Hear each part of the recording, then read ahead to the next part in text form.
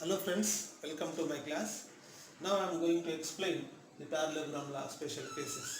In the last class we have seen the parallelogram law statement and we have derived the expression for the magnitude and direction of the resultant vectors. Okay, now let us go through these special cases which are very important for the problem solving purpose, which will be appeared in the examinations like AEEE, NEET, MSET or JEE Mains, etc. Now let us see some conditions here. Okay, we know that this is a parallelogram. Okay, this is a diagonal. Already we have derived the magnitude and direction for this resultant vectors. Okay, let us see conditions. What are the conditions? Okay, this is what P bar is a vector, Q bar is a vectors.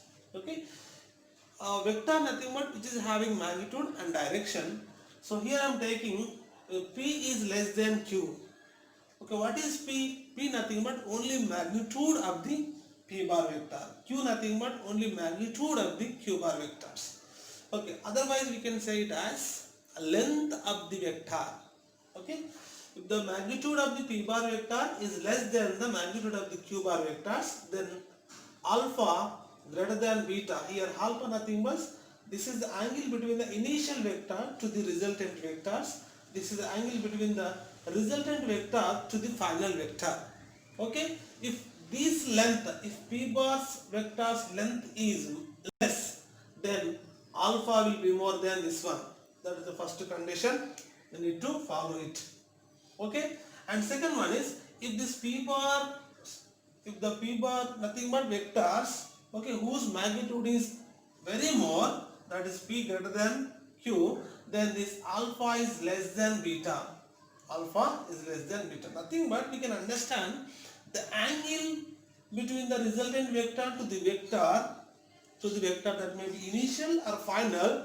It depends on the length of the vector or magnitude of the vectors, that we need to understand. Now the third one is if length of the P bar vector and Q bar vector both are same, then angle made by them also same. What is the angle made by them? So angle between the initial vector to the resultant vector and resultant vector to the final vector, that will be more. Otherwise we can say it as theta by 2. Nothing but the half of the angle between the two vectors. Okay. Now, so fourth condition is mod R bar. Mod R bar value nothing but it's only magnitude of this resultant vector. That value always lies in between mod of P bar minus Q bar and mod of P bar plus Q bar. Okay, that we can write in a statement form, that is P bar minus Q bar mod, okay, greater than or equal to mod R bar, okay, and less than or equal to P bar plus Q bar. Clear? So this value is more than this one. In between nothing but whatever the mod of R bar value is between this value and this value. Nothing but about this value is more, this is more, okay, more than this one, and also this is less than this one. Okay, for example, if it is 10, if it is 2, then it will be what? It will be between 10 and 2 or 2 to 10. For example, if it is minus 2, if it is plus 10, then the value may be between minus 2 to 10. So that we need to understand here, this value in between this one and this one value. Now let us go to the some special cases. Okay, what are the special cases? Before going to find the special cases, we need to know what is the mod R bar value. That is what? The magnitude of the resultant vector. Okay, what is that? That is P bar square plus Q bar square plus 2 P bar Q bar cos theta. This is the magnitude of the resultant vectors. Now let us check the special cases. First one is if P bar is parallel to Q bar, then what is the mod R bar value, or what is the magnitude of the resultant value? That depends, okay, depends on this equation. For example, P is parallel to Q bar, nothing but what? P is parallel to Q bar, nothing but this is P bar and this is Q bar. In between them the angle is 0. Both are in the same direction. If they are in the same direction, what is that? Cos 0 is 1. Okay, then we can write it as P square plus Q square plus 2PQ. That we can write it as P plus Q whole square under root. Then gets cancelled, P plus Q. Okay, answer is P plus Q. This value may be, okay, maybe this one value. Now second one is what? If P bar is opposite to Q bar. Opposite nothing but like this. Okay, and the angle is what? 180 degrees. Angle is 180. If angle is 180, that what? Cos 180 minus 0. Cos 0. Okay, cos 180 minus 0. It's not a cos 0, it's minus cos 0. Okay, cos 0 is 1, minus nothing but minus. Here we will get minus here. Then P minus Q whole square. Okay, we get the R value is P bar minus Q bar.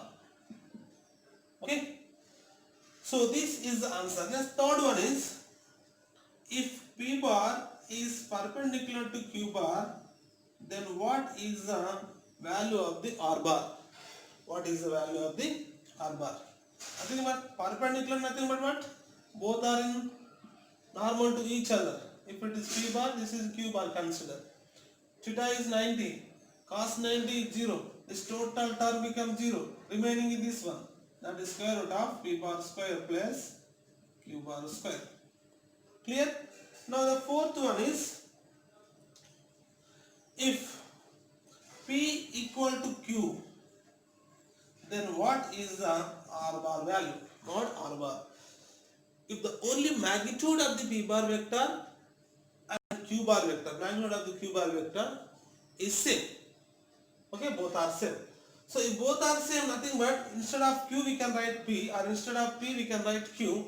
Then we can simply write it as, this is P square plus, instead of Q we can write P square, 2P, instead of Q again Q. So instead of Q we can write P, cos theta is cos theta only. There is no angle is given. Now this is 2P square plus 2P square cos theta. Here 2P square is common, 1 plus cos theta. Clear? And this we can write it as 2P square, 1 plus cos theta we can write it as 2 cos square theta by 2 square root. And this is what? 2 to the 4, 4P square cos square theta by 2. We can apply like this, then gets cancelled. This is what? 2P, and this is what? Cos theta by 2. The answer is 2P cos theta by 2. Clear? Now, fifth one is, if P equal to Q, then theta equal to 60 degrees. Then what is the value of mod R bar? Okay, very simple.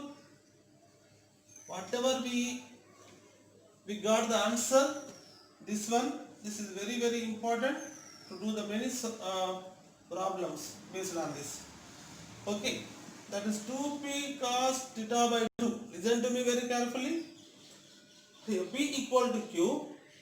If we write the P equal to Q or Q equal to P, we got this answer. If theta is given, that is 60 degrees, substitute here. 2P into cos 60 by 2 gets 30. 2P into cos 30 value is root 3 by 2. Let's cancel, that is root 3 into P. Answer is what? Root 3 into P. Okay? And now let us see sixth one is, if P equal to Q, then theta is equals to 90. And nothing but, so the vector p bar and q bar both are normal to each other, like this, normal to each other. If it is p bar and this is q bar, both are normal to each other.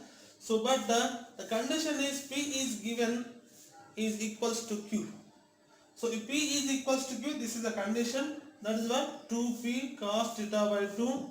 Okay, that is 2p cos, here theta nothing but 90 by 2, this is 45, and 2p cos 45 is, that we can write as 1 by root 2, that we can write as root 2 into root 2p by root 2 gets cancelled, is root 2p. Answer is what? Root 2 into p. Right, clear? Now the seventh one is, let us see, if p equal to q, okay, then theta is equals to 120. Theta is equals to 120. Then what is the value of 120? Nothing but what? So this is 90. Okay, 120 nothing but like this. This may be q bar. Okay, 120. This will be compulsory 120. Now just substitute 2p cos theta by 2. Because if p equal to q, this is the answer. Theta is equals to 120, that is 2p cos 120 by 2. Okay, 120 by 2 like this. P cos 60 value. 2p into cos 60 value is 1 by 2 gets cancelled. Answer is P. Okay. So this is about the special cases of parallelogram law, which are very important for the problem solving purpose. Okay. So based on this concept, okay, based on this, every problem is important, every case is important. These are the conditions to remember to understand the parallelogram law. Okay. Now this is about the special cases of parallelogram law. In the next class, let us solve some problems based on these cases. Thank you for watching. Please subscribe my channel for the more updates. Thank you.